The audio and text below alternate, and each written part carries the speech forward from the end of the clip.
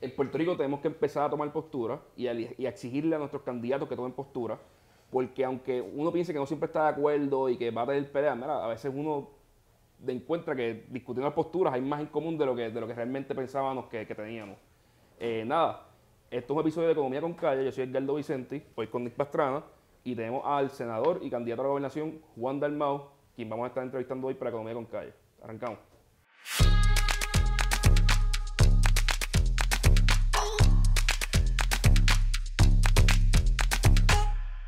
Nick, Juan, ¿cómo están? ¿Todo bien, ustedes? Todo bien. ¿Y tú, Nick? Todo bien, gracias a Dios. Cómodo. Cómodo, ¿verdad? Está cómodo.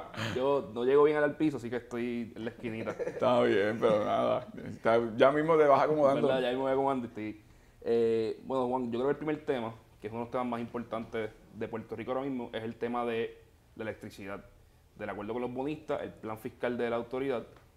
Hay un estudio del doctor Cao, aparentemente es el único estudio que alguien se ha tomado la molestia de hacer en todo el país, y el estudio dice que para el 2025, si las cosas siguen como van, se aprueba el plan fiscal como está, el acuerdo con los bonistas como está, la luz va a aumentar a casi 30 centavos al kilovatio, nos va a costar 150,000 empleos, 22% de la economía, un desastre. Así es. ¿Cómo usted ve esto? ¿Qué usted prevé que se pueda hacer? Yo sé que ahora mismo en el Senado están intentando parar el que se pase la primera parte de ese acuerdo con los bonistas. ¿Qué usted está buscando? Bueno, mira, en primer lugar, desde abril del 2019, hace casi un año, yo presenté, cuando ya se sonaban los primeros tiros, los primeros disparos sobre ese acuerdo, yo presenté una resolución del Senado para que la Asamblea Legislativa se expresara en contra del acuerdo. Era una manera de anticipar cómo esos acuerdos van a pasar en su momento por la legislatura. Y hay un debate si la legislatura no los aprueba, qué ocurriría, ¿verdad? Pero que desde aquel momento se pudiera prever y hubiese una manifestación previa de la legislatura de que los contornos que estaba tomando el acuerdo no era aceptable. Para que la jueza lo pudiera tomar en consideración. Exactamente, para que fuera la jueza sabiendo cuál era la actitud de los cuerpos legislativos. Eso lo archivaron en el último expediente del último archivo del sótano del Capitolio. No vio la luz del sol, todavía está radicado. Pero lo pongo como ejemplo porque ahora en año electoral recientemente se dio una reunión de la gobernadora con la mayoría legislativa y todo el mundo se desgarra las vestiduras diciendo ese acuerdo es inaceptable. Los instrumentos los han tenido a la mano. Y ahora, que es año electoral, me gustaría a mí no pensar que es por oportunismo electoral, pero tampoco soy tan ingenuo para darme cuenta que hace casi un año tienen en sus manos la oportunidad de hacer una expresión contundente y no la han hecho. Dicho eso, ahora vamos al tema de propiamente el peligro de ese acuerdo, y tú lo describes muy bien. Es un acuerdo dirigido al pago a los bonistas. No es un acuerdo dirigido a los consumidores en Puerto Rico, no es un acuerdo dirigido para que Puerto Rico enfrente los problemas económicos que enfrenta. ¿Y cuál es el problema en arroz y habichuela? El problema es que, de acuerdo al estudio de Cao, que además responde igualmente otra serie de economistas sobre políticas de la Junta de Control y este tipo de acuerdos, es que en la medida en que tú aumentes 30 centavos, 25 centavos, 60 centavos, lo que fuera, el costo, en este caso de la energía, vas a aumentar los costos del consumidor residencial, que hoy día no ha visto aumentos en su salario, que no ha visto aumentos en sus ingresos, pero que ha aumentado el costo de calidad de vida, los costos de vida. Y además un costo en los comercios y el consumo comercial. Eso significa que los costos operacionales, que es el gasto más grande que tienen los comercios en Puerto Rico, va a aumentar. ¿Cuál es el resultado de eso? Pues donde tienes 5 empleados vas a tener que cortar a 3, 2 desempleados. Si no vas a tener que cerrar. Si no tienes que Si no cerrar. vas a tener que subir el precio a los consumidores de los bienes. Así es. Claro. Por lo tanto, menos consumo. ¿Cómo esto afecta? Pues porque vamos a tener que Puerto Rico, que ya lleva cerca de 12, 13 años en una economía en recesión, que es decir, que no crece, que está en decrecimiento, en negativo, pues va a estar condenado a pobreza perpetua porque va a tener menos negocios, menos empleo, menos posibilidades de enfrentar la crisis que tiene Puerto Rico en este momento. Y eso es lo que yo he llamado, y lo he dicho aquí en el Capitolio en varios debates, eso es la tormenta perfecta. Eso es como la película, The Perfect Storm. ¿Por qué? Porque por un lado tienes el fenómeno atmosférico devastador de una economía en depresión de más de una década. Por otro lado, tienes una Junta de Control Fiscal imponiendo medidas de austeridad que impiden que tú inyectes a esta economía que está en depresión. Y en tercer lugar, un país que por lo mismo le suben los costos, suben los gastos, menos empleo, más pobreza. Eso nos va a condenar a la pobreza extrema y es peligrosísimo ese acuerdo. Sí. Juan, tú eres senador, tú conoces el juego del Senado, estás aspirando para la gobernación y yo te quiero preguntar más que nada, qué es lo que a mí me preocupa en el juego político. Porque ya sabemos que el acuerdo es malo. Ya yo creo que está estipulado y lo hemos hablado a la saciedad, que esto es un acuerdo nefasto para Puerto Rico, nos puede costar miles, cientos de miles de empleos, pero estoy viendo también que el mensaje del presidente del Senado fue, al Senado no le toca hacer esto porque ustedes suben y bajan la factura de la luz según como ustedes quieran y ustedes nunca le preguntan al Senado. En esta ocasión no pretendan que el Senado aumente, ¿verdad? Teniendo eso en mente, y si es cierto que el Senado no debe actuar o no va a actuar por lo menos en este año, ¿usted entiende que ahora moviéndonos al Ejecutivo con AFAF, que es quien lo representa ante la Junta de Control Fiscal y en estos procedimientos, y está en todo el poder de la gobernadora, ¿usted cree que el Ejecutivo entonces va a tomar esa ruta en corte de decir, mira, no me van a aprobar esto y quizás tratar de llegar a una adjudicación sin tener que entrar en el Senado? ¿Y cómo usted pudiera cambiar eso como gobernador? Porque ese ejecutivo, ese poder, ahora mismo el abogado de Puerto Rico no solo es la Junta, sino el mismo gobierno de Puerto Rico a través de AFAF y a través de la Autoridad de Energía Eléctrica. Mira, aquí el gobierno como ha operado, el Ejecutivo, ¿verdad? El gobernador entonces, Ricardo Rosselló, que es el primero que le tocó la Junta y ahora la gobernadora que heredó ese problema.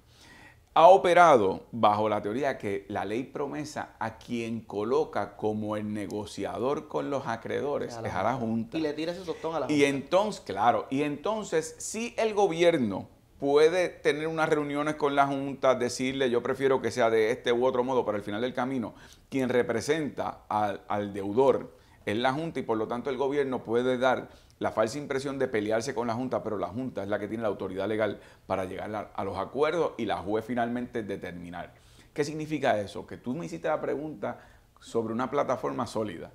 Políticamente hablando, ¿qué va a ocurrir aquí? Bueno, lo que ya vimos, la gobernadora no tenía que venir a la legislatura a hacer la solicitud que hizo. Lo hizo para inmunizarse de lo que fuera el que ella llegara a un acuerdo favoreciendo lo que la Junta propone y que la legislatura no le apruebe ese acuerdo. Así que ya vino dando la impresión de que aquí les traigo esta información que ustedes quieren. Era anticipable que los legisladores que van ahora a unas primarias en junio y que tienen elección en noviembre iban a decir un aumento a la luz por los próximos cuantos años.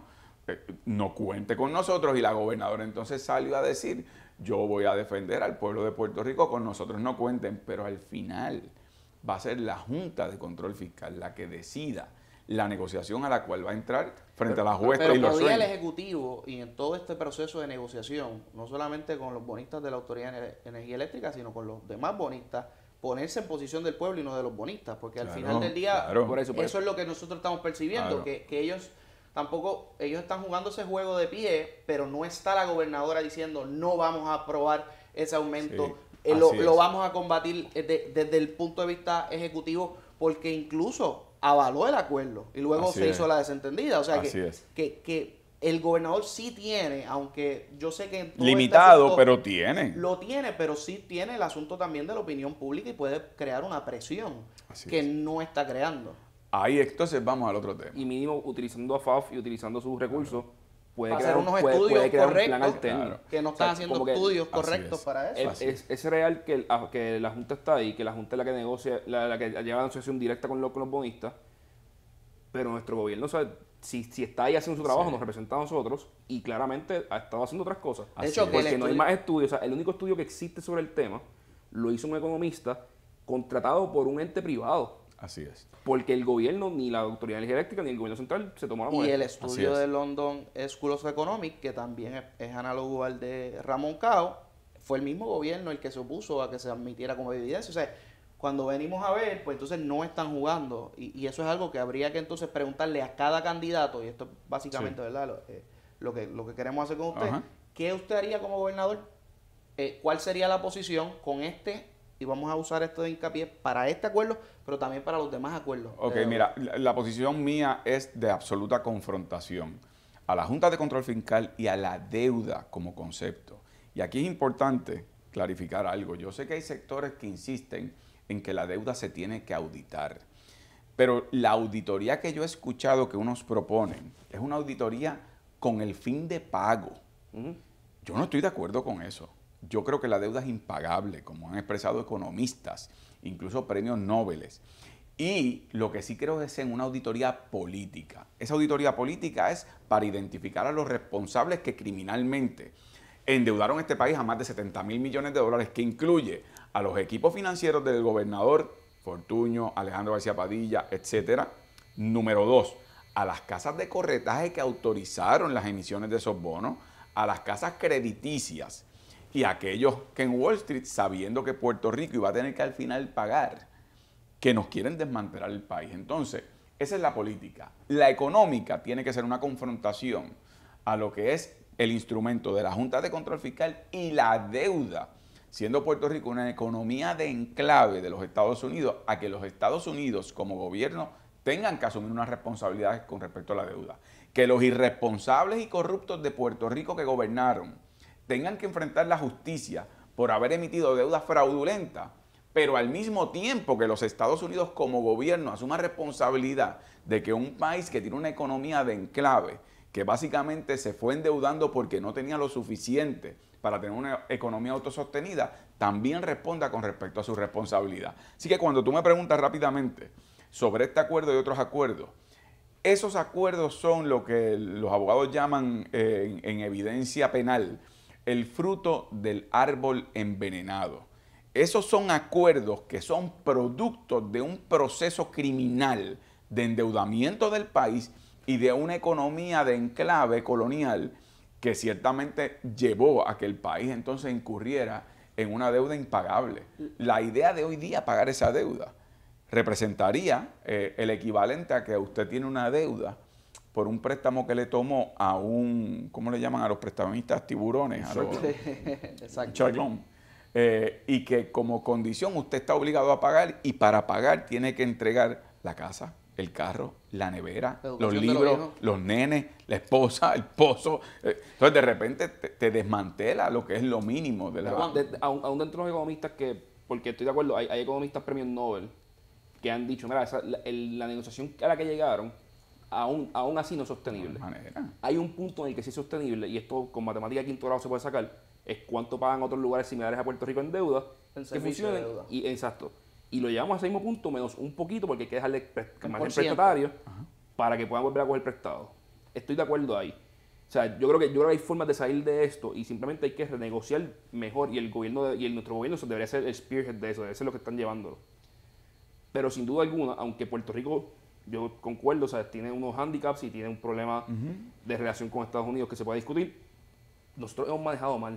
Sí. O sea, ¿cómo podemos hacer para que los próximos senados, los próximos gobernantes no vuelvan a malutilizar tantos fondos? Porque esto que pasó hoy se viene prediciendo de los 80. Cuando yo entro a la UP en el 2008, yo ya veía como, esto no hay forma de sostenerlo, como que yo lo podía ver como un estudiante de primer año. Claro. Y estás tomando prestado más de lo que produces para el pago. ¿Cuáles son las medidas? Las medidas o lo que haría para frenar esto. En carácter inmediato, yo creo que aquí la enmienda constitucional con respecto a cómo Puerto Rico toma prestado es urgente. Aquí hay que adoptar un modelo económico en donde no haya manera, que primero hay que ponerle un tope a cualquier deuda emitida, y número 2, que tiene que haber unas certificaciones verdaderamente independientes de la capacidad de pago que tiene el país. Puerto Rico necesita sí tener una posibilidad de integrarse a mercados porque utilizas correctamente como ejemplo, y ha pasado con economistas que lo han planteado, pasó con la deuda de Argentina, pasó con la deuda de Grecia, o pasó con ciudades en los Estados Unidos, Detroit, Nueva York. Pero Puerto Rico es un caso único por su condición única en términos políticos, en términos de su relación con los Estados Unidos, y por lo tanto herramientas que han tenido otros lugares. Yo recuerdo la conferencia de prensa de Carrión cuando anuncian a Yaresco, dicen, aunque ella estará trabajando un tema que tiene herramientas distintas porque ella trabajó la deuda de Ucrania, que es un país con soberanía, mientras que en el caso de Puerto Rico no es así. Y te lo planteo porque hay unas cosas inmediatas que se pueden hacer, particularmente para mí lo inmediato, cómo tú limitas al máximo la posibilidad de que la deuda vuelva a salirse de control, se establezcan unas métricas y posibilidades de pago, de ingresos para el país, pero que haya contra las personas consecuencias, que lo claro. hagan. Por eso yo te decía, la auditoría... Aquí, exacto, yo estoy de acuerdo con usted. Yo quiero saber quiénes fueron las personas. Yo me leí la auditoría que hizo la Junta, que era larguísima, y me la leí simplemente para encontrar que no había un nombre, que no había nadie. Y es como, mira, pero tú pasaste todo este trabajo para no decirme quién fue el que hizo esto. No, tienes que dejármelo saber para que shame them a que esto no lo pase en el futuro. Que cualquier persona que lo vaya a hacer en el futuro diga, mira, voy a salir en la página número 1 aquí de la hubo, rápido, aquí hubo una auditoría parcial que no sé si ustedes recuerdan que evitó que Puerto Rico tuviera que pagar cerca de $2.000 millones que se identificó que era deuda ilegalmente emitida. Por encima de los límites. Para que se emita una deuda de forma ilegal, alguien firmó un papel, alguien autorizó, como tú dices, pero eso no se menciona. Pero entonces, ¿cómo es posible que teniendo la declaración de que la deuda se emitió ilegalmente, no haya de la mano un referido a la Fiscalía, al Departamento de Justicia, para que esos irresponsables, corruptos, que incurrieron en negligencia criminal mínimo en el desempeño de sus funciones, no estén en camino a enfrentar un proceso judicial? Para mí eso es inaceptable. Yo creo que es una de las medidas que hay que impulsar. Sí, que sientas el precedente para que en el futuro no lo vuelvan a hacer. Tú mencionabas algo de la información financiera. Aquí los estados financieros y estados auditados son un chiste. Aquí no se entregan. Yo elevaría a rango constitucional que tengan que ser estados financieros auditados, porque sobre todo la deuda que se emitió en Puerto Rico se emitió con poca información y se le vendió a los inversionistas menos sofisticados en mucha de la última deuda que se vendió sabiendo que no contaban con las bases macroeconómicas ni con las bases financieras.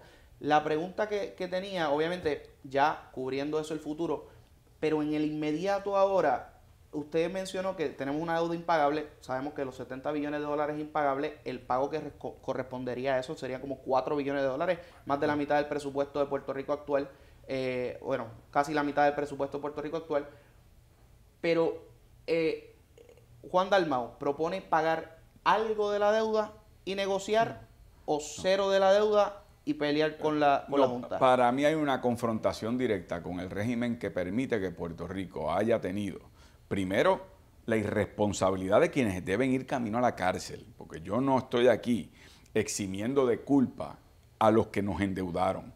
O sea, aquí hay dos temas. Pero el tema de los que... Ilegal. Sí, yo creo, por ejemplo, en el caso... Hay otra persona otro político que planteó cuando pasó la deuda, y dijo, si ellos tienen poder de imponernos una junta, tenían poder de frenar la deuda. No, y además, tenían poder de frenarla y tenían además, si ustedes se fijan, el poder después para garantizar que se pagara a sus amigos. ¿Ustedes recuerdan las vistas públicas que hizo Rob Bishop del Comité de Energía y Recursos Naturales, todas dirigidas a energía eléctrica, porque él tenía intereses y sus cabilderos tenían, y se notaba que su preocupación era garantizar que le pagaran a sus amigos, aunque eso representara ese acuerdo que nos mete a perpetuidad un cargo, un aumento al consumo energético. Así que no solo que tenía la autoridad de detener, sino que en su momento tuvieron la autoridad también para imponernos acuerdos leoninos a favor de unos intereses económicos. Por eso yo digo que el problema es el fruto envenenado. Tú me haces una pregunta interesante. Y la pregunta mía es porque si no podemos resolver el mundo y resolver el estatus y ganarle la guerra al imperio, ¿sabes? Y estamos en el proceso de quiebra y tenemos la jueza, estamos aquí. Sí. ¿Cuánto podemos pagar realmente de la deuda? Yo creo que, mira, aquí hay una deuda que se emitió para los pensionados, para lo que fueron quienes invirtieron el futuro de sus últimos años con calidad de vida. Y eso habría que hacer una revisión correspondiente a que esas personas reciban lo que en justicia deben recibir. Pero eso es una fracción de lo que fue la gran especulación económica de Wall Street y los buitres. Y con esa yo no transo, porque me parece a mí que la consecuencia en estos momentos, hay momentos en la vida, como ocurre en la vida personal, como ocurre en la vida familiar, como ocurre en la vida de los pueblos, en donde hay que hacer un borrón y cuenta nueva. Y este es el caso, un borrón y cuenta nueva político, un borrón y cuenta nueva como nosotros hemos visto a quienes nos han administrado. Tiene que haber consecuencias. Tiene que haber consecuencias penales para quienes actuaron en contra de los intereses económicos del país, fiscales.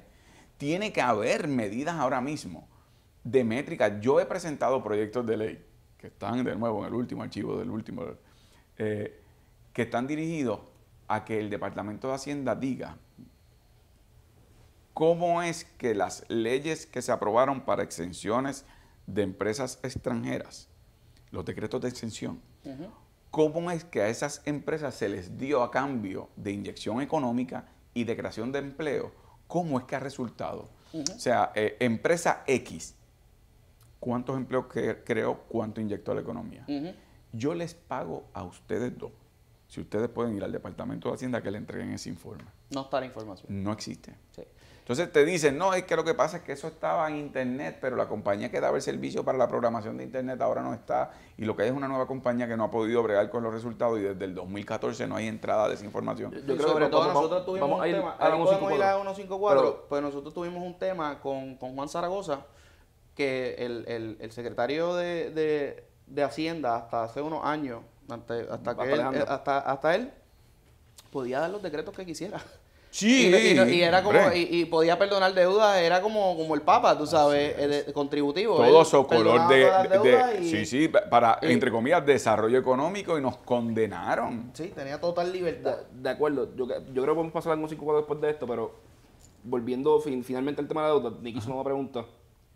Entonces, ¿es pagar cero y pelear en la calle hasta que lleguemos? O si yo soy un bonista y digo, mira, yo entiendo que Puerto Rico puede pagar esto, eso es un nivel justo de pago, y vamos a estructurar esto de una manera que si Puerto Rico crece, yo recobro. Si Puerto Rico no crece, perdemos todo.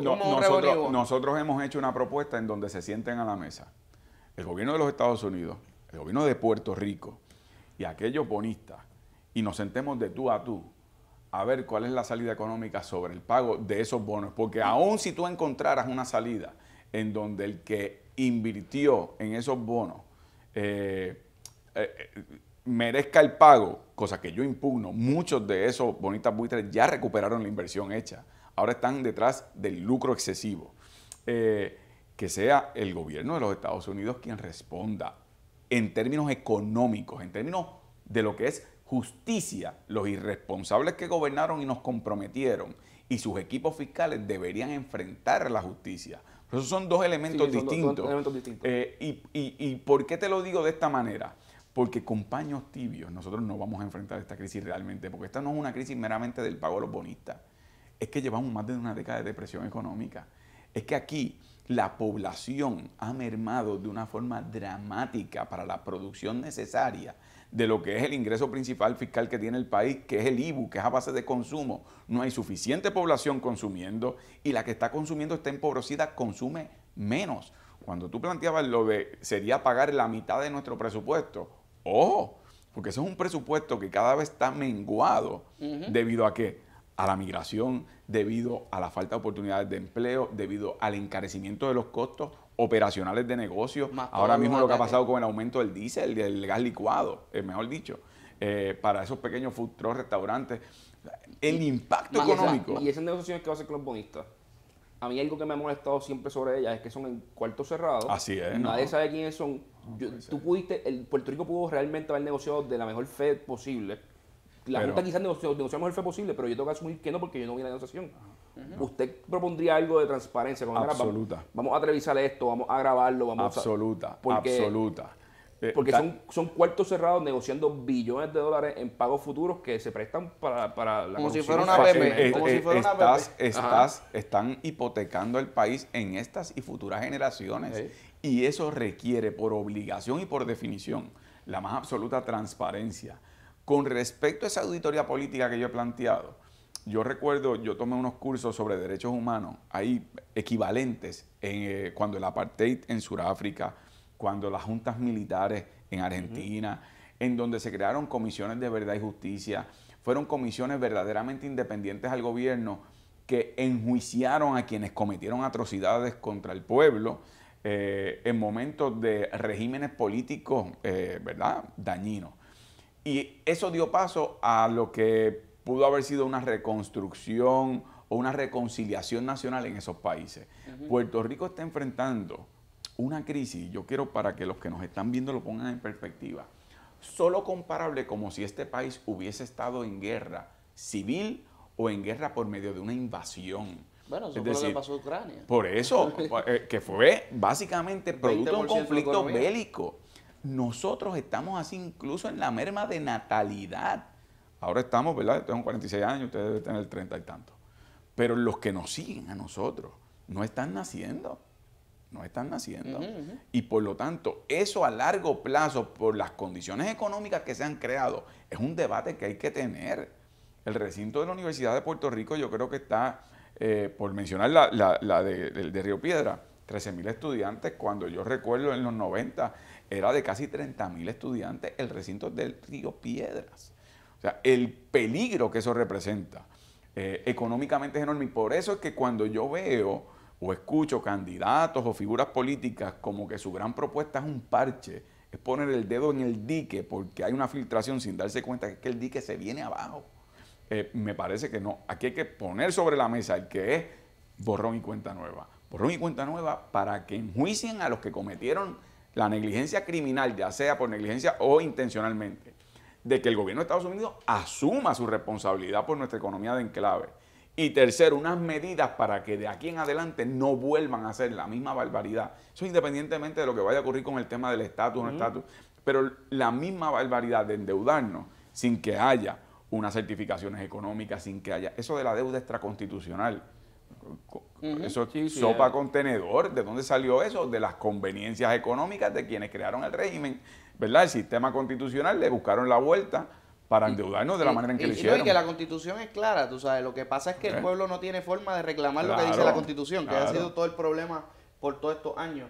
¿Tú querías añadir algún asunto a la deuda? No, iba a decir darle borrón y cuenta nueva a esto, el restart, es tan específico que dice, mira, vamos a entrar a la Constitución y vamos a cambiar cosas. Que no son parchos legislativos, no, vamos a hacer cambios reales en la Constitución. Yo creo una que transformación este real. tiene que estar hablando de cambiar la Constitución y ir puntualmente a todas las fallas que ha tenido, que van desde fallas económicas, que la estamos discutiendo aquí con la deuda, como fallas democráticas, que vimos lo que pasó en el verano, que gente alineada con el partido saliente por señalamiento de corrupción siguen en el poder y pueden seguir y el juego está perfecto, podía haber indulto, podía haber de todo. Yo creo que tenemos que movernos en esa dirección. Nos queda otro tema de los que queríamos tocar, de los temas urgentes, porque si nos vamos a hablar de política... No, pero está bien, este es uno de muchos... Salimos del podcast. Sí. La idea es esa, la idea es que este podcast primero vamos a hablar de los temas urgentes, luego queremos discutir con todos los candidatos a la gobernación sus plataformas económicas, así que, porque queda un año todavía. Pero el tema, otro tema que nosotros hemos estado tocando mucho, y que es un tema, usted mencionó hace unos minutos atrás, que tenemos un presupuesto que está cada vez achicándose más, es el asunto de la ley 154. Breve resumen, ya nosotros hicimos un podcast y hablamos también de esto con otro candidato a la gobernación. Ley 154 es un impuesto especial que puso Luis Fortuño, creo que fue en el 2012 por allá, a las foráneas. Este impuesto, mucha gente ha impugnado la validez del impuesto, pero ahora mismo representa para el erario público alrededor de $2 billones, que se suman a ya el billón y pico que pagaban las foráneas. O sea que las foráneas como tema, estamos hablando que es casi un tercio del presupuesto del gobierno actual. Así de delicado es el asunto. Y ya eso era 1.8 billones, casi $2 billones del presupuesto. Y está en riesgo porque hay un crédito federal que esas compañías pedían al gobierno federal y se lo habían estado dando. Sí. Ahora, con la administración Trump, le dicen a Puerto Rico, ya no te voy a dar el crédito. Y se está ya sonando que las compañías foráneas, por ende, el golpe de 1.8 billones, porque son como 10 compañías las que generan todo el impuesto, es muy grande, así que van de salida. Eso obviamente representaría que perdemos esos $3 billones. Hay como 70,000 empleos en línea, o sea que no es una cantidad trivial. Nosotros hemos perdido 140 en una década, estaríamos hablando 5 años de recesión adicionales y recurrentes. Sí. Así que, ¿cómo bregamos con ese asunto? Porque sé que hay unas diferencias también de estatus que a la gente como que no le gusta mucho el asunto de las compañías foráneas, pero se han vuelto bien importantes. Pues mira, afortunadamente en el tema de las foráneas y el Código de Rentas Internas Federal, no hay que decir que eso es una propuesta que el PIB ha sacado del libro rojo de Mao Zedong, de verdad, la China comunista. El Código de Rentas Internas Federal, el de los Estados Unidos, dispone que cuando una empresa estadounidense está ubicada en un país extranjero, tiene un tratamiento particular con respecto a cuando trae las ganancias hacia los Estados Unidos de vuelta. Y eso es si pagaste o no contribuciones en esa jurisdicción extranjera. Para efectos del Código de Rentas Internas Federal, Puerto Rico es una jurisdicción extranjera.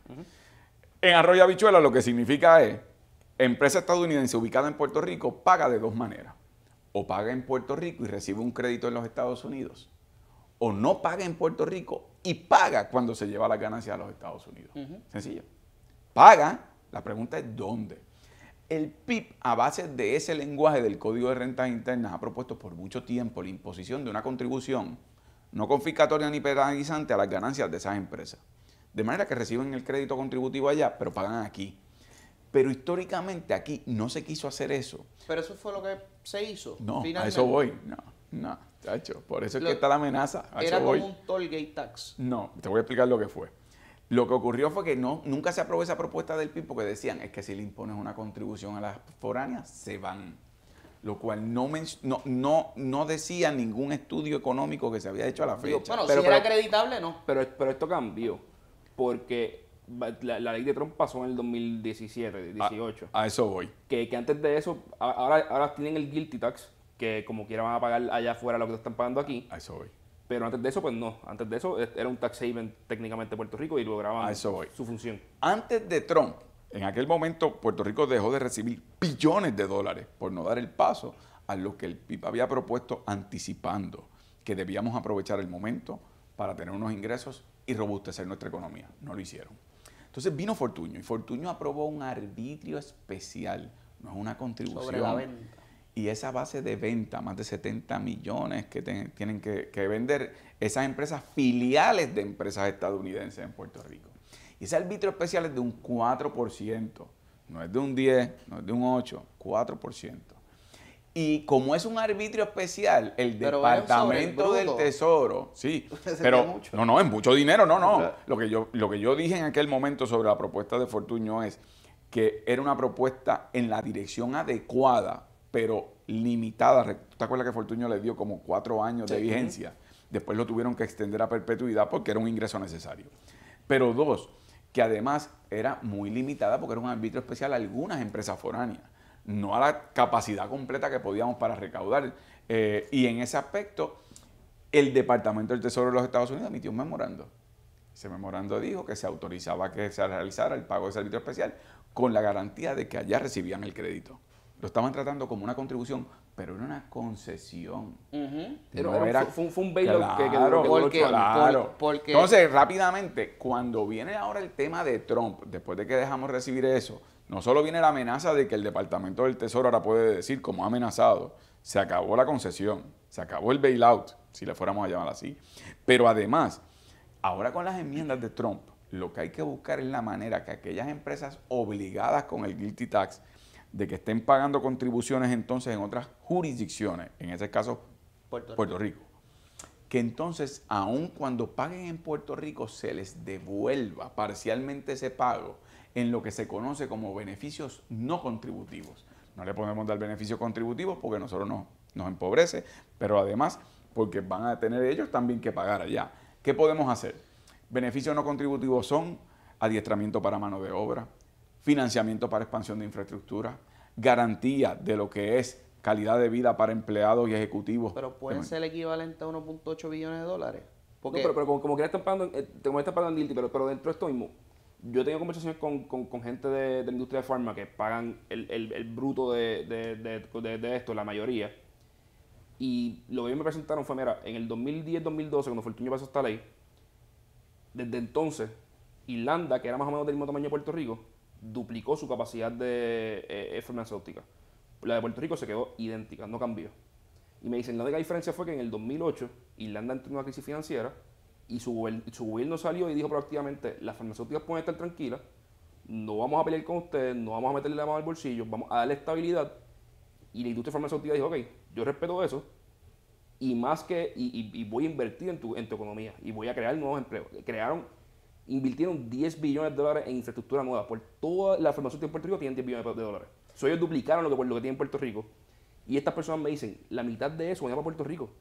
El problema fue que en el 2012 se pusieron creativos y cada cuatrenio llega alguien nuevo con una idea nueva y esa incertidumbre nosotros no podemos bregar con ella. Pero dos cosas. Una está la incertidumbre y dos, que en Irlanda también tienen un tratamiento contributivo especial, porque Sí, ellas no están ahí si no fuera por eso. Pero Irlanda ya está en la misma que nosotros porque el Guilty Tax lo iguala todo. El Guilty Tax es mágico. Sí, pero es que se acredita hasta cierta parte de lo que estás pagando de los impuestos, que volvemos, porque es un impuesto sobre tus ganancias, sobre lo que tú haces.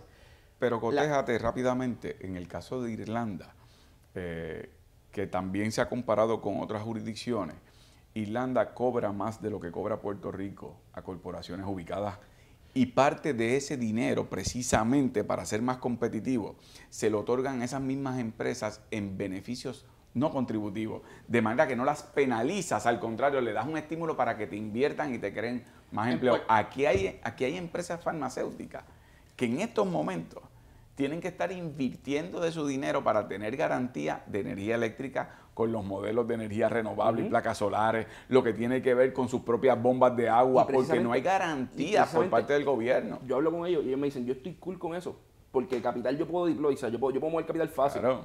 Ahora, de momento, yo invierto en este proyecto de energía, gasto 35 millones del proyecto y a la semana me ponen un impuesto al sol. Sí. Y ese es un problema. O sea, como que yo no puedo bregar con esta incertidumbre. Y me dicen, más que los impuestos, más que la luz, más que el agua, me hace falta certainty, me hace falta que yo... Cuando tú vas a invertir dinero, y ponlo en el caso de quienes nos están viendo, ¿verdad? Porque esto es, ahora digo yo, economía con calle. Póngase usted a que usted va a invertir porque quiere comprar una casa de campo para pasarla bien los fines de semana, irse a dar el palo y disfrutársela. Pues usted va a hacer una inversión y va a comprar una casita de campo y se va a gastar entre el solar y la casa que quiere construir, sus 100,000 pesos, una casita, ¿verdad? No voy a decirle, pero lo que usted quiere es el balcón y el hibachi. Lo otro es la excusa para darse el palo. Pero entonces, usted está bajo la amenaza de que aún haciendo ese sacrificio, al otro día le declaran que esa es zona inundable, que esa es zona que es expropiada por el gobierno, que le van a meter una antena en medio de la sala. Entonces, esa incertidumbre, esa incertidumbre lo va a desestimular a usted de invertir. Así que ese ha sido un problema en Puerto Rico, que no ha habido una política a largo y mediano plazo de desarrollo económico que dé unos niveles de garantías para que empresarios de aquí, pero también los que quieran invertir de afuera, pero han habido farmacéuticas locales, ¿sabes? Mova Pharmaceuticals se montó en los 80 y se vendió 2006, 2007 y fue un éxito total. Se vendió casi por un montón de cientos de millones. Pero tomate, RJ Reynolds tenía operaciones en Puerto Rico y se fueron. Y se fueron en gran medida porque RJ Reynolds, ahora con una operación muy limitada ahora en Puerto Rico, tenía la exención de pago. Y ellos decían, nosotros no tenemos problemas con pagar contribuciones en Puerto Rico. Nuestro problema es otro. Nuestro problema es costos operacionales, seguridad, es cómo yo hago negocios sin saber si al otro día me vienen con... Pero la idea de crecer, de aumentar los impuestos así de la nada, también es como que eso crea incertidumbre. Yo creo que lo que Nick está diciendo ahorita, aún con el guilty, si yo le subo el impuesto a ellos, o sea, si logramos sentarnos con ellos a hablar y abrir los decretos contributivos, quitar el 4% porque eso ya está en phase out, ahí hay $2 billones, tengo que recuperar esos $2 billones. Si yo aumento el impuesto a la foránea a 15, 16, 17% para que el guilty les deje aplicar, aún así no recupero exactamente el 1.8. Hay gente que dice 800 millones de pesos, $1 billón. Como que pero salvaste los empleos, salvaste los otros impuestos que pagan. ¿Cómo hacemos? Porque subirle el impuesto a ellos a 39%, que es el impuesto que es la tasa regular en Puerto Rico, sería votarlo. Sí, no. Es votarlo. No, pero aquí habría que hacer una tasa uniforme para todo el mundo, mucho más baja para todo el mundo, bajarla de Puerto Rico para que estamos hablando del mismo idioma. Exactamente. Ya estamos hablando de impuestos. Para que haya una tasa uniforme, por lo menos, te voy a dar un número razonable, creo yo, que no es penalizante, de un 10%. Eso reduce grandemente la competitividad de las empresas en Puerto Rico, pero a la vez aumenta de una manera no irrazonable la que pueden ser las ganancias en totalidad de las corporaciones foráneas. De manera que no solo a las del 4%, que son las filiales de más de 70 millones de dólares, sino además puedes añadir un recaudo adicional, lo cual te permite que ese golpe no sea tan severo en unos sectores sí y unos no. Y crea justicia En la medida social. que sea uniforme, y eso se puede hablar con esos sectores, cómo se puede graduar de acuerdo a los recaudos que tenga el gobierno, que haya una partida, que para mí es lo esencial, que aquí nunca la hay, que hay una partida, además de establecer sistemas de métrica para saber que tu empresa que vas a recibir beneficios no contributivos, estás creando los empleos que prometiste y estás inyectando la economía como prometiste, pero que haya también un fondo para precisamente que esas empresas tengan facilidad para cuando quieran expandir infraestructura, cuando quieran traer y desarrollar mano de obra educada, pues tener los adiestramientos, tener garantías de lo que son las utilidades, agua, luz, que no haya la amenaza de que, no, pues ahora hay que imponer un impuesto al sol. Imagínate tú que lo cual es una cosa absurdo. Es absurdo porque completamente derrotas la idea de que se consuma a través de energía renovable, para empezar por ahí. Pero en términos de costo-efectividad... El New Deal en Estados Unidos, que es lo contrario, aquí estamos como que... Por eso, Pero es Juan, que aquí eso siempre... eso que tú hablas, lo que crearía sería una mejor relación entonces con la industria, porque si yo estoy constantemente viendo qué es lo que te hace falta y estoy atendiendo de esa manera, no es algo contributivo frío calculador de que mira, yo puse un impuesto de tanto por ciento, tú me debes tanto y te cobro, sino que estoy contigo, sé que te hace falta energía, sé que te hace falta mano de obra adiestrada y estoy haciendo unos programas que se hacen mensuales. Te lo voy a resumir de la siguiente manera. El potencial de desarrollo económico, y en este caso estamos hablando del tema de las foráneas, podríamos hablarlo de otros renglones en la economía, no puede ser la absoluta sumisión del gobierno a ese renglón, ni tampoco la absoluta confrontación. Tú tienes que llegar a un entendido de colaboración mutua en donde esas empresas van a invertir, van a crear empleos, pero al mismo tiempo el gobierno necesita recibir en justicia unos ingresos necesarios para poder precisamente tener una economía robusta, una economía fiscal de gobierno. Por lo tanto, eso que tú señalas es absolutamente correcto. Lo que yo te estoy planteando es eso, que nos sentemos a la mesa. Yo no busco penalizarte como industria. Me hace falta que aquí haya industrias que se quieran ubicar, desarrollar, van a tener sus ganancias, pero van también a inyectar a nuestra economía y que esas ganancias produzcan ganancias para fisco. Que ya lo hacen. Es que la manera en que lo están haciendo, por la manera en que se puso el impuesto, es un algarete. Claro. Porque actualmente representan el 30% del presupuesto sin contar sus taxes de empleados, sin contar la economía indirecta, sin contar claro. las misas O sueltas. sea, fácilmente representan el 50% del presupuesto del gobierno más la mitad de la economía. Pero aquí no ha habido una política coherente de cómo tú vas a manejar el desarrollo económico a base de esa. Y que entonces, porque muchas veces cuando las personas miran al Partido Independentista, es como que no, esta gente está en contra del desarrollo económico y en contra de todo lo que venga de afuera, y entonces usted no. Es como que, mira, lo que queremos es tener una conversación saludable, sentarnos en la mesa, y hay algo que funciona para todo el mundo. Y reconoce que no se pueden subir los impuestos a 39%, pero que tampoco... No. De hecho, aprovecho eso que tú señalas, porque aunque esto es, ¿verdad?, economía con calle, los temas políticos son para otros podcasts, pero incide. El modelo económico en el que nosotros creemos es un desarrollo sostenido en que Puerto Rico sea competitivo y que sea exitoso y progrese económicamente.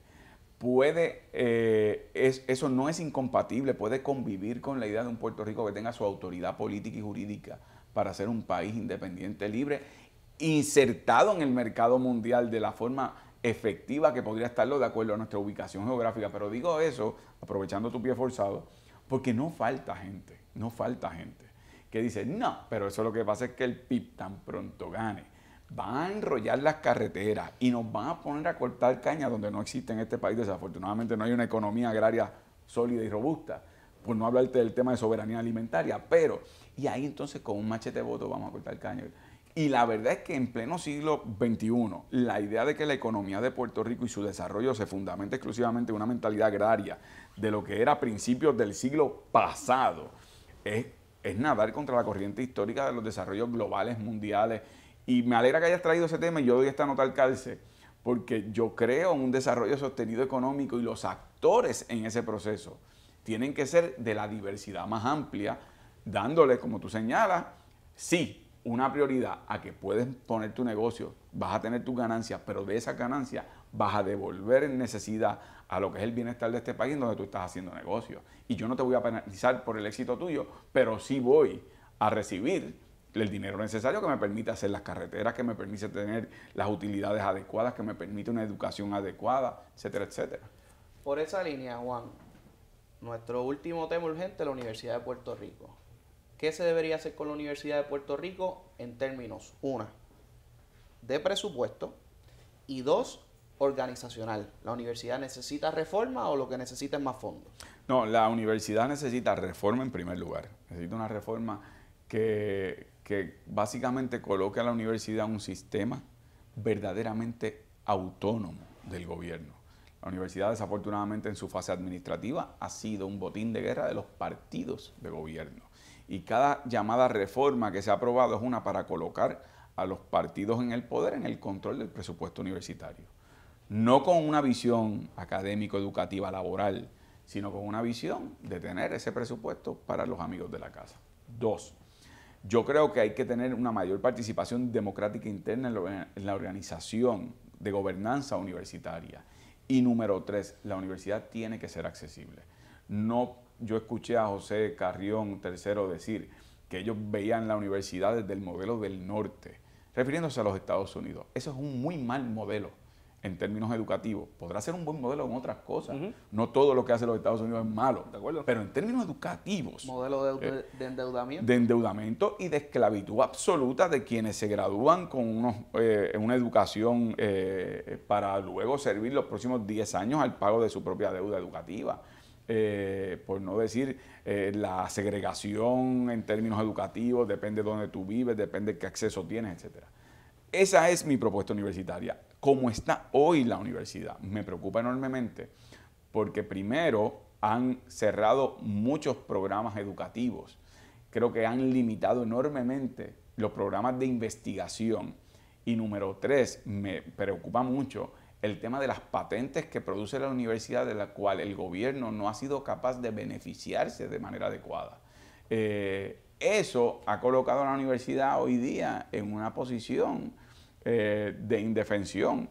Hoy que nosotros estamos hablando, por ejemplo, se anuncia ya el cierre de Resicampus. Los que no sepan, Resicampus es la residencia interna que hay en la Universidad de Puerto Rico en Río Piedras. Ya se había cerrado Torre Norte, que era afuera. O sea, la única gente que no le saca dinero a residencia en universidades somos nosotros, ¿sabes? Como que es imposible tú crear residencia dentro de universidades. Por eso, o sea, yo estudié mi maestría en Derecho y yo me quedé en una residencia interna del campus donde hice mi maestría en Derecho. Yo estaba, es verdad que éramos los pobres, pero allí estaba.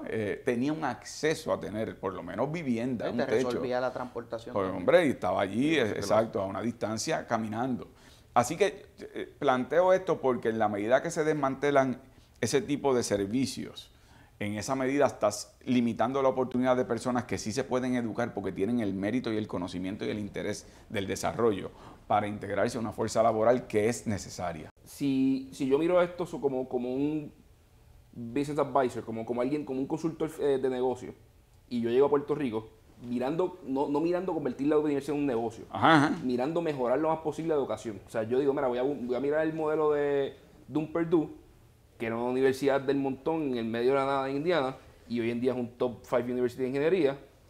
Pues tengo que hacer eso mismo, decir, ok, yo voy a coger uno o dos programas en los que me voy a especializar, voy a cortar funding en los otros, voy a meterle un montón de dinero a estos para crecerlos, porque por ejemplo la ingeniería y la medicina crean patentes, crean este tipo de empleados que necesitamos a corto plazo como médicos, me permite generar más fondos con las patentes y eventualmente volver a reinvertir en crecer los otros programas que quizás tuve que tumbar en un momento dado. Yo soy de administración de empresas de la UPI. Yo cerraría todo lo que es administración de empresas menos contabilidad, porque el único departamento que funciona ahí es contabilidad. Y diría, mira, todos los otros recursos vamos a producir los mejores contables, redistribuirlos a biología, a química, programas que pueden producir research al nivel en todo esto. Y cuando la universidad tenga de nuevo, vamos a montar los programas. Y le pregunto, y le traigo este punto porque se encuentran. Hay un límite presupuestario. Siempre queremos tener más programas. Y yo estoy de acuerdo que lo lindo de ir a la universidad es yo poder hablar con gente de todas partes. ¿Sabes? Lo mejor que tiene la universidad y cuando uno sale de Puerto Rico a otros países es cuando tú puedes hablar con gente que estudia otras cosas, que viene otra perspectiva. Pero hay que ajustarnos al límite de presupuesto y a una realidad de que el modelo actual no funciona. O sea, de que los 13 recintos, los 12 recintos, ¿sabes? Es unsustainable. Bueno, yo discrepo de varias cosas, puedo coincidir con otras. Una, yo coincidiría con el tema de una reingeniería con la oferta académica en la Universidad de Puerto Rico, siempre y cuando la misma responda a las necesidades laborales del país y al beneficio de la demanda que hay en términos estudiantiles. No necesariamente de lo que ya yo soy bueno, sino por que eso, lo que me hace falta... pero hago esa clarificación porque me da a mí la certeza, por no decir la sí. impresión, la certeza de que quienes en la universidad han estado a cargo de esa reingeniería no lo hacen a base de estudios, sino de prejuicios muy personales o de una visión de mundo muy particular. Tú me estás diciendo en el caso de administración de empresas, por tu experiencia. Sí. Pero estoy seguro que muchos de los que están tomando decisiones ni experiencia tuvieron en la Universidad de Puerto Rico. Por ejemplo, tú que estudiaste en administración de empresas, yo estudié política en la UPI y en sociales. Y yo recuerdo... Yo pasé por el departamento de economía. De refilón. Yo terminé economía en sociales. Yo tuve un profesor de economía, a quien no mencionaré, no sé si está en Puerto Rico todavía. Yo lo detesté al profesor y a la clase. Así que lo que estoy haciendo ahora son mis pininos y obviamente es un castigo a perpetuidad. Pero déjame decirte lo siguiente, por lo que yo te menciono tu caso en particular, es porque yo tuve sí un profesor que decía que él no comprendía por qué la universidad tenía un programa de administración de empresas en lugar de un programa de empresarismo, de empresarios. No, levántate, ¿por qué? Porque el empresarismo tú no lo aprendes a hacer en la universidad. No. Tú aprendes tú aprendes algo útil, o sea, tú aprendes biología, aprendes química, aprendes y después lo aplicas. Creas un producto y después aplicas el empresarismo. Pero aquí le enseñamos empresarismo a personas que, ahora que monté un food truck y nada más encuentro food trucks, pero tienes que aprender a cocinar pero que en términos del concepto de administrar empresas es porque siempre a Puerto Rico se le vio como capital intermediario, que los verdaderos empresarios eran extranjeros, desde los tiempos de los terratenientes ausentes, de lo que tenía que ver, siempre hemos sido en ese sentido, en vez de un capital local, un capital... Hemos sido gerentes. Exacto, siempre hemos sido gerentes. Y por eso es que venía ese tema. Yo creo que Puerto Rico ha llegado el momento, por poner ese caso, de dar herramientas para el estímulo de empresarios puertorriqueños, que ya le pongan el nombre que sea, pero que ese tiene que ser un enfoque necesario. Esa es mi perspectiva. Pero existe, o sea, Parallel funciona para el 18, funciona sumamente bien. Le dan $40,000 de grants y para 18 da $20,000 de grants. No consiguen programadores, no consiguen... Entonces en programación... Sino para los negocios de hoy en día, para los negocios del futuro. Igual las finanzas que estamos cogiendo en la universidad no son finanzas de hoy en día, son finanzas de hace 20, 30, 40 años. Y la contabilidad, está funcionando un poquito más porque si hay más interacción con el sector privado, porque el sector privado recluta en la universidad, no tanto así el sector de finanzas. Quizás por eso es que tú ves esos ápices de que está funcionando contabilidad, pero si tú ves otras áreas del negocio, son áreas que se quedaron rezagadas, enajenadas completamente de cómo operan los negocios. En la universidad es complicado tú aprender cosas que tú usas todos los días en finanzas, como Excel, macros, ese tipo de cosas que van de nuevo a lo técnico. Se ha ido rezagando la parte de... Pero déjame decirte dos cosas adicionales. Una... dirigida al tema de los recintos. Yo soy creyente en los 11 recintos. Primero porque creo que cada cual tiene una ubicación geográfica y una especialidad particular. Pero lo segundo, que a veces no se toma en cuenta desde la perspectiva económica, y eso, de nuevo, yo no tengo la verdad tomada por el rabo, pero de los estudios que he visto, etcétera.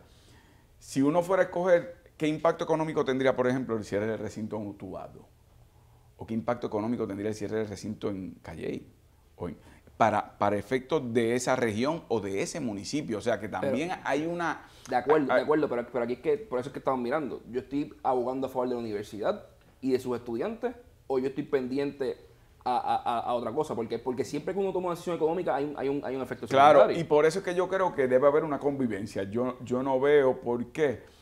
O sea, si a mí me pudieran decir que todo el dinero que usa la universidad está, como dirían los americanos, accounted for, No está. pues yo aceptaría, pues ¿sabes qué?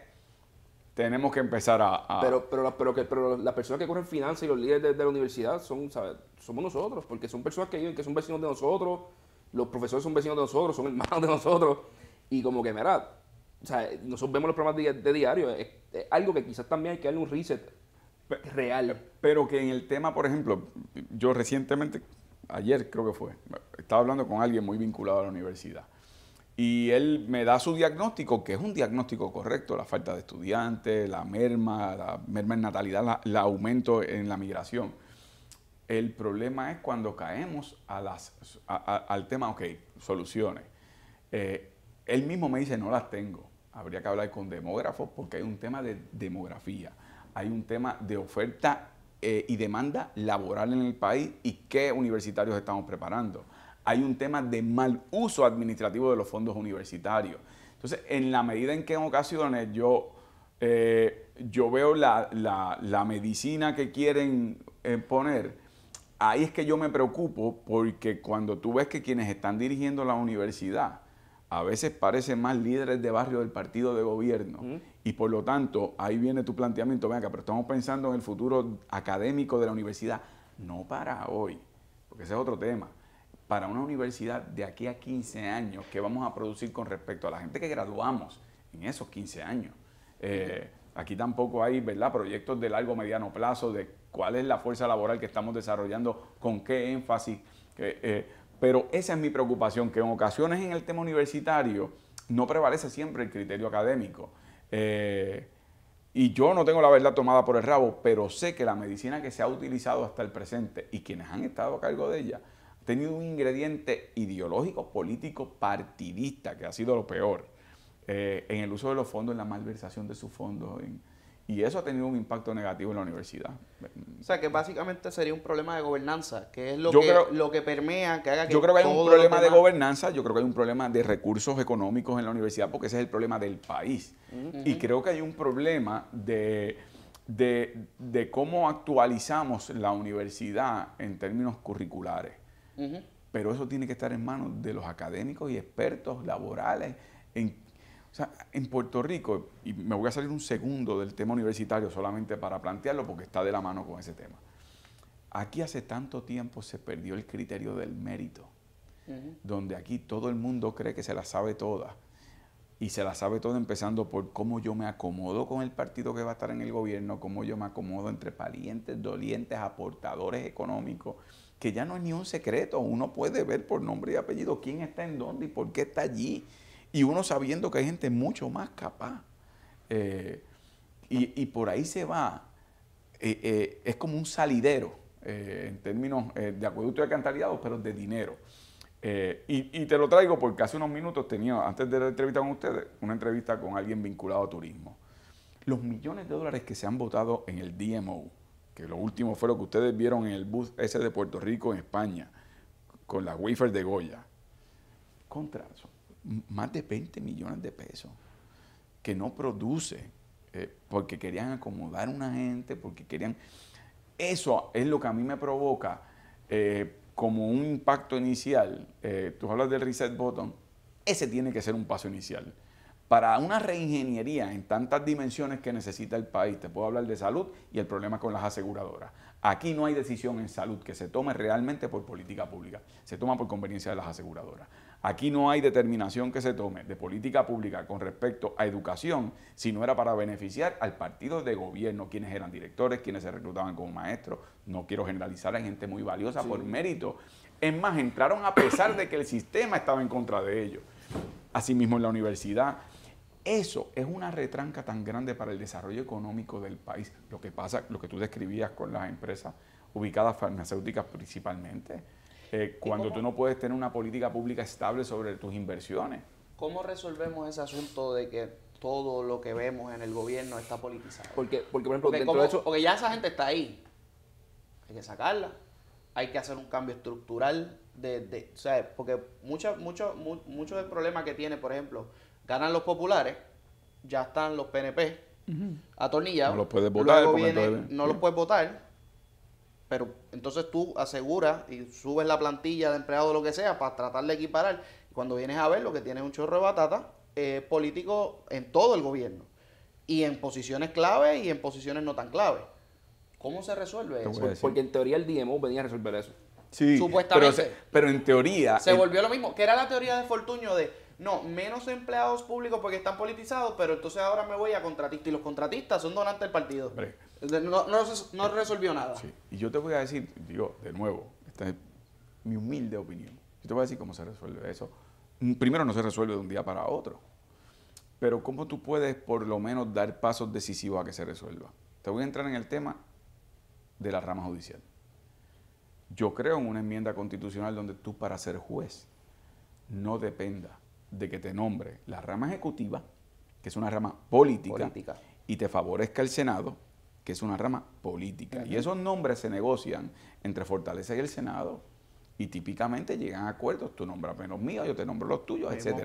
Y hay jueces que han resultado ser buenos. Pero es de nuevo, a pesar de que el sistema está diseñado para que no lo sean. Entonces, yo haría una enmienda constitucional para que en el caso de los nombramientos de jueces a la judicatura sea por medio de una carrera judicial.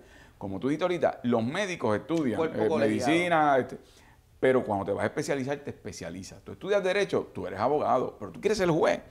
Tú vas a hacer una especialidad en donde te coloque en competencia con otros abogados a nivel académico, a nivel de escritos, a nivel de desempeño judicial como abogado postulante, y que esa variable, esa fórmula, coloque a los mejores que salgan en la línea de anotación para ser nombrados y designados jueces. Eso es fácil, eso se hace mañana. Eso es mañana. Y arreglas un problema gigantesco del país, que es que tú no confías en los sistemas judiciales. Así mismo es. Ni en su velocidad, ni en cómo salgan. Así es.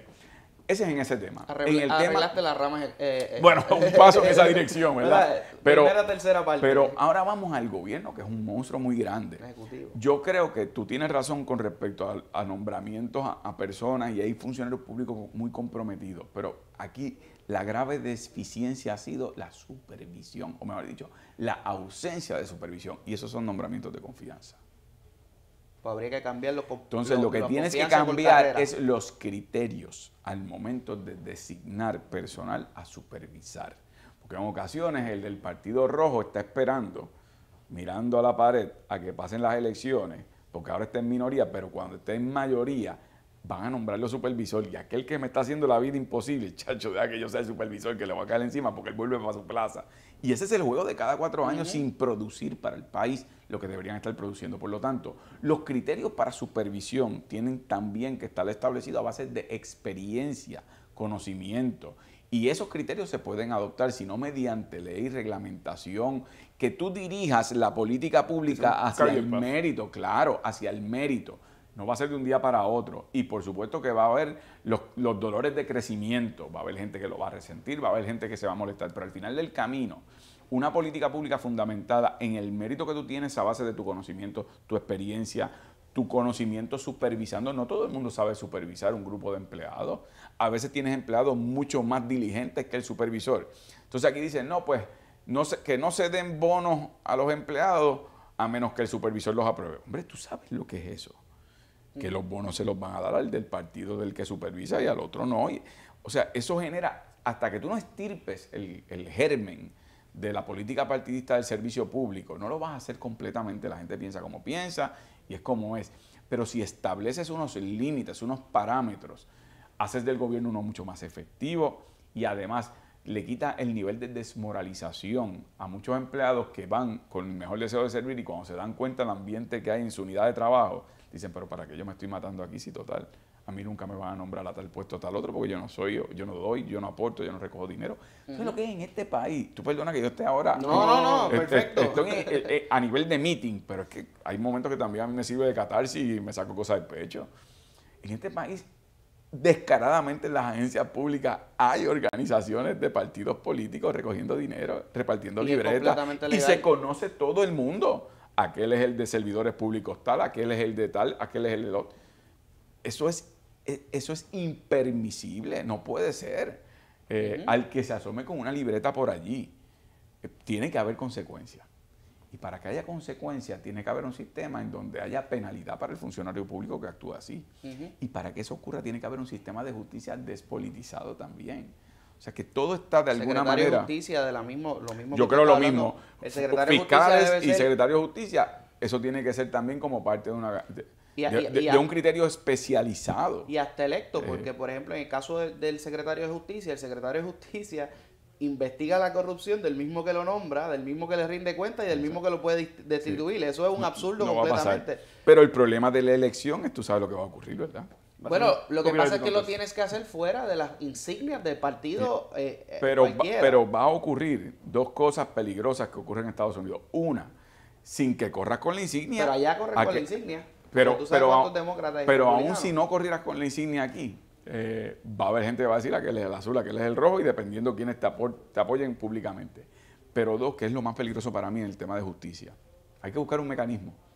Pero en Estados Unidos, muchos secretarios de justicia actúan en casos penales, no tanto por la realidad de los hechos, sino por la presión que tienen para su reelección. Muchos casos grandes para... Y tratan de no hacer justicia porque yo necesito el titular de que yo metí a este preso, aunque la evidencia no está completa, tienes que erradicarle los cargos, yo tengo que lucir que meto... Y en un sistema imperfecto eso siempre es peligroso, pero eso no significa, que en eso estamos, creo que yo, los tres de acuerdo, cómo tú buscas un mecanismo para que el que sea secretario de justicia... el átomo del fiscalizador del gobierno, sí, del prosecutor. Así mismo esa es una manera. Otra nueva ente fiscalizador electo. Exacto, que para efectos exacto, para efectos de quienes, aquí más o menos se le creó el FEI para empleados públicos, pero finalmente terminó bastante politizado también. Todo. ¿Cómo es que uno brega con eso? Por ejemplo, yo hace poco propuse una comisión para investigar el manejo de la emergencia y suministros desde Irma hasta el presente, con lo que había ocurrido en Ponce, pero iba más allá. Y esa comisión iba a estar su investigación dirigida por un investigador designado por el consenso de las escuelas de derecho del Colegio de Abogados y Abogadas. Pues es una manera de sacarlo. Pues mira, tú sabes que un secretario de justicia debería tener el respeto de sus pares, que debe ser un consenso entre rama judicial, porque ahí postulan los fiscales, entre la academia, las escuelas de derecho, las organizaciones de abogados, y para alcanzar un consenso entre esos, tiene que ser una figura, o someten una terna de 2 o 3 nombres, y que entonces claro, pero debe ir por ahí, tiene que haber un primer paso que sirva de un filtro, y obviamente quienes pertenecen a esas organizaciones, cada cual tiene su forma de pensar, pero no es lo mismo cuando lo colocas al crisol de los méritos, de que haya una evaluación mucho más severa en términos de tu desempeño profesional, académico, etcétera, tu experiencia, y además que se pongan de acuerdo. Bueno, pues ya tendría que ser una conspiración cósmica para lograr un montón de personas pensantes y que tienen un prestigio porque no son unos activistas. Exacto. Mira, Juan, empezamos hablando por economía, terminamos enmendando la Constitución. Casi arreglamos el mundo. Casi, en 2 horitas más. Pero gracias por tu tiempo, hermano. De verdad. Y nada, que se repita de nuevo. Vamos a empezar esta serie de podcast con todos los aspirantes a la gobernación que quieran venir acá. Vamos a hablar de unos temas urgentes, que fueron los temas que hablamos en pero en futuros podcasts también queremos ver las plataformas económicas para Puerto Rico. Y nada, que se repita y que todos podamos en este año electoral ver quién es quién y ver las posturas de todo el mundo, que es lo más importante dentro del proceso electoral. Búsquenos en Spotify, en YouTube, en todas las plataformas de podcast y redes sociales. Nick Pastrana, Edgardo Vicentí, muchas gracias, Juan Dalmau. Gracias a ustedes, un placer. Nos vemos después.